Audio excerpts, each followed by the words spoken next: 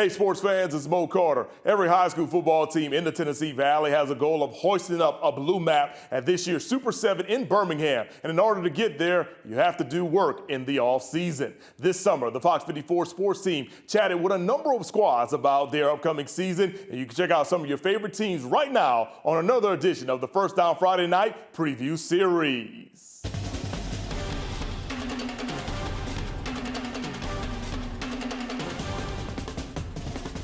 We'll start here, let them introduce themselves, and I'll talk about them a little bit. Jackson Smalley. Cape Duncan. Landon Watkins. Chad Smith. So I chose these four guys to represent us because, well, I'll tell you why, but it was a tough situation. We got a lot of seniors. Starting down here, of all of our experience we got coming back, Chad Smith has actually started more games than anybody we have on our team. He started, this will be his third year in a row. He's not missed a start. And he's that kid that probably doesn't get a lot of recognition like he deserves, but he does everything you ask him to do. His biggest fault is an overthinker. I tell him he's way too smart to play football. But does everything you ask him to do. You never have to worry about him. He's going to be there 30 minutes early doing the things you ask. And he's the prototypical kid you want representing your team. And Landon here, we've had Landon, that's been his third year with us. Landon's put in more work than anybody I've ever seen. He's got a bunch of offers out there, best one being Army, and he's working his tail off. And we're excited to see what he's going to do for us. And he's always in the weight room. You have to push him out, and which is what you want to see. And then Cape Duncan down here, this will be his second year as a full-year starter, but he's full-year starter, but he started a lot of games even as a sophomore for us. Plays wheel linebacker and tight end for us this year. Again, kind of like, and all these guys, you never have to ask them, worry if they're going to be there, do what they're supposed to do. They represent you, your team, the way that you want them to. And then Jackson Smalley down here at the end, he's kind of our hybrid guy. Where do we need him to play? He'll be at wherever it is, whether it's quarterback, receiver, safety, corner. He just does whatever we need him to do. And so I'm excited to have them here to represent us, and we're excited to be here. Coach, coming out of the summer workouts, headed into fall practice that may have started for you guys today, or will start today. The improvements you've seen this summer and things you're looking on to improve headed into the first game this year. Well, we actually don't start fall camp until next week because we went through spring. We're one of those few teams that still do it. Now, we practiced or summer workouts, whatever you want to call it this morning, but we can't actually start our fall camp until next week. So just normal time for us right now. Unlike a lot of these guys are starting, they start their 2 days and start pads on Wednesday. We won't be able to put pads on until next Wednesday.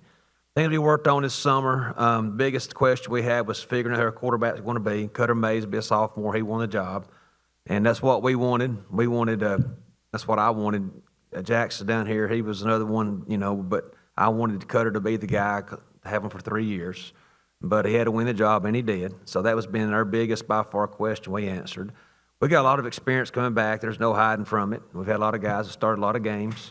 And, so we've not really, installed or done anything new. We just kind of polished up on some things to get Cutter ready. Our biggest adjustment is, bringing in 2 older coaches, and Coach Haynes and Coach Tidmore.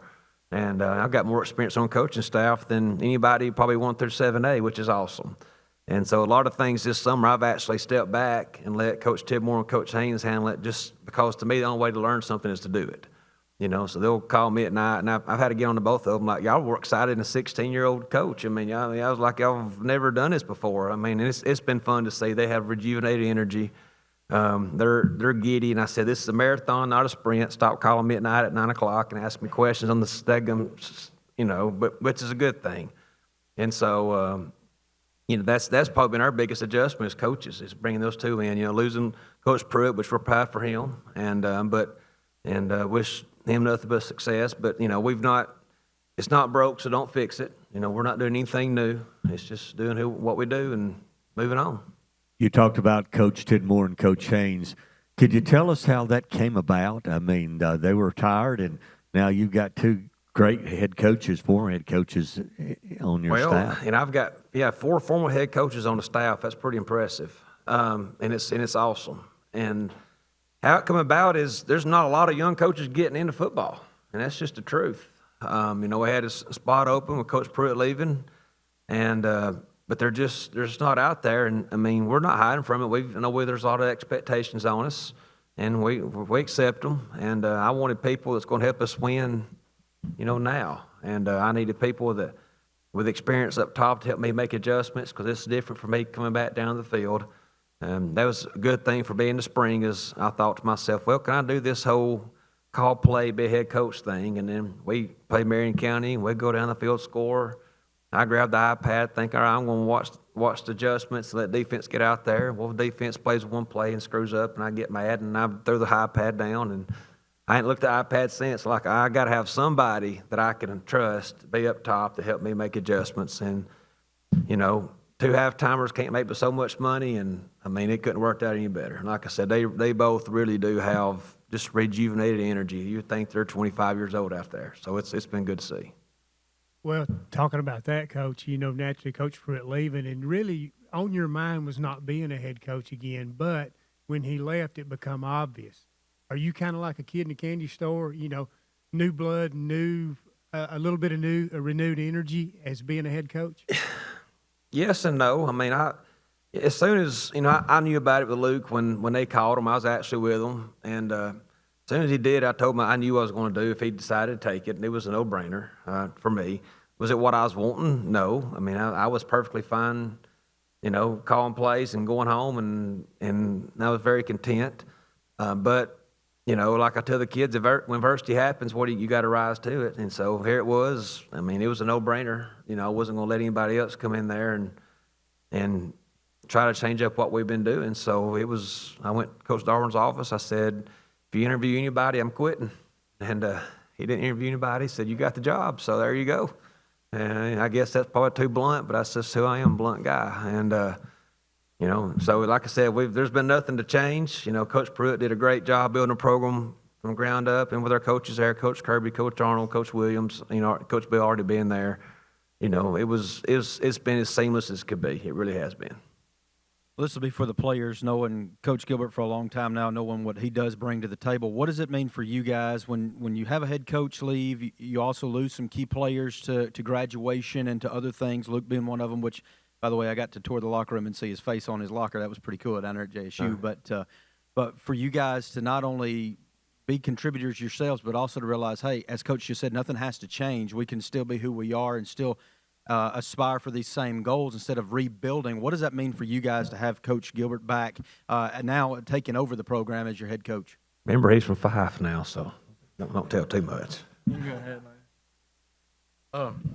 I think it kind of like you said, not much is going to change, especially on the offensive side. I mean, Coach Gilbert's been calling the plays and just keeping the same standard and not, we've been doing all right. We just got to keep on going and make sure we get the little things right, and I think we're going to be fine. Y'all can talk too. Chad, go ahead. Well, I've always liked what we've done on offense. I mean, being a 3-year starter, being able to play so much, I like what we're still doing. And, it just feels the same. It feels like we got right back into it after losing our coach and getting Coach Gilbert in. We got right back into it. So I feel good about, everything we've done for, since Coach Pruitt had left. So. Yeah, like they said, really not much has changed. We're still doing what we do, and that's what we're going to keep doing too.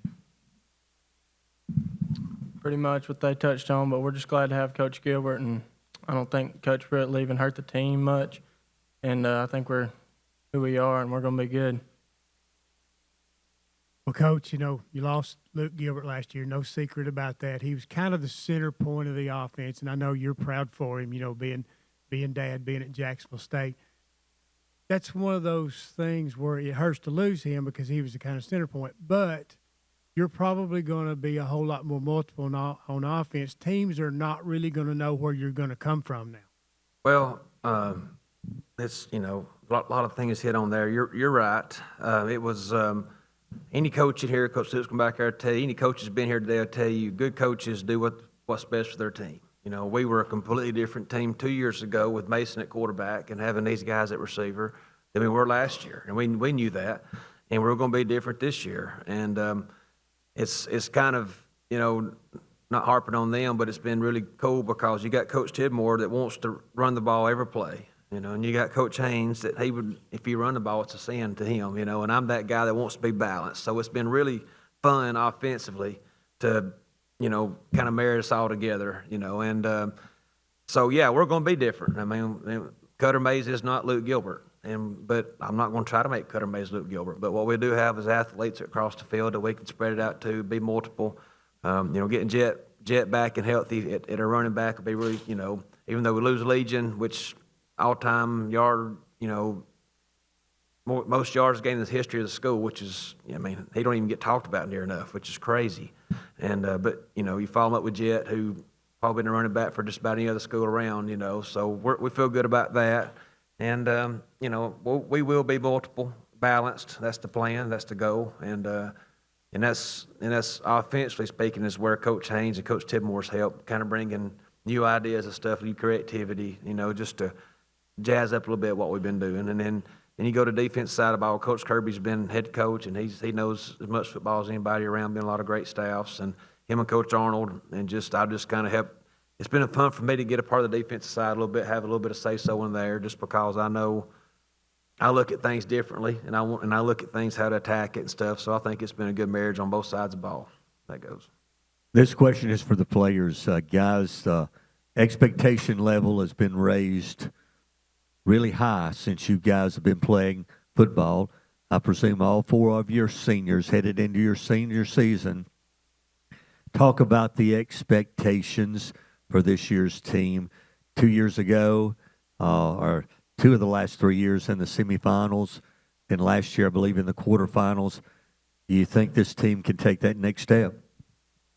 I do. I think we got what it takes. I think we can. We're just going to take it week by week and just do what we do and just not look at the big picture. Just take it week by week and let that lead us and see where that takes us. Like Cape said, just go week by week, and every week try to be the most physical team.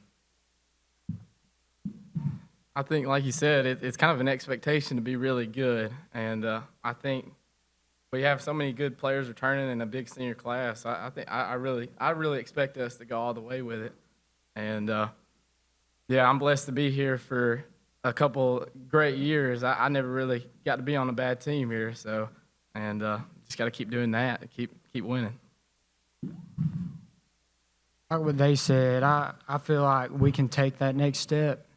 We're still getting better, we're still learning, but most importantly, we're maturing. We have some younger kids like Lane Smith. He's gotten stronger, and he pushes us. He pushes us on the O-line, wants us to get better. So, we can get there this year, I believe. Coach, I'm going to wrap it up with you. Can this team get all the way to the state championship? Is the expectation there with the staff and with the team? What do you think to wrap it up today? Well, again, I don't hide from expectations. Is it going to be difficult? Oh, yeah. We got our region is going to be a lot better than it was last year, highly competitive. You've got that to worry about. Then you've got a lot of great teams in the north. But is our expectation to make it? Yeah, 100%. There's no reason to hide from it. That's our goal. Playing, and we feel like we're doing our region's tough. Playing Plainview, Sylvania, Randolph, of course, Fife, and non-region is the challenges. I heard Coach Haas talking about that in North Jackson, which I agree 100%. You want to challenge your kids, and so we don't have any weeks we feel like we're just going to walk out there and just win. We've got to work each week and get better. But our goal has been, never satisfied. That's who we are. We're not satisfied where we're at. Has it been great? Yes. And, we won a lot of games, and we're thankful for that. But we're not satisfied. And, and I think that the chip on the shoulder to hear people say, well, you lost Luke, Legion, JJ, and all these things, which great players. But, okay, that's life, And it's been a motivational factor to them. And I'd like to get on their tail, but I can't because they work hard and they bring it every day, and it's been fun to be a part of. And we're just excited to get started on Monday and see where it takes us. All right, thanks, guys. Good luck to the Pisgah Eagles this year. A brand new season of Fox 54's First Down Friday Night begins on Friday, August the 22nd on Fox 54 and the Fox 54 Plus app.